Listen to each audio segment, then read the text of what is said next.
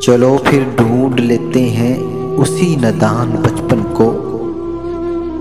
चलो फिर ढूंढ लेते हैं उसी नादान बचपन को। उन्हीं मासूम खुशियों को, उन्हीं रंगीन लम्हों को, जहां गम का पता ना था, जहां दुख की समझ ना थी,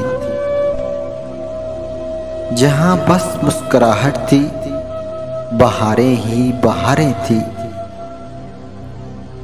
कि जब सावन बरसता था तो उस कागज की कश्ती को, अरे कि जब सावन बरसता था तो उस कागज की कश्ती को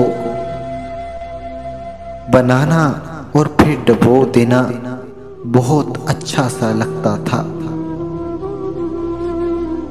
चलो फिर ढूंढ लेते हैं उसी नादान बचपन को। चलो फिर ढूंढ लेते हैं उसी नादान बचपन को। उन्हीं मासूम खुशियों को, उन्हीं रंगीन लम्हों को।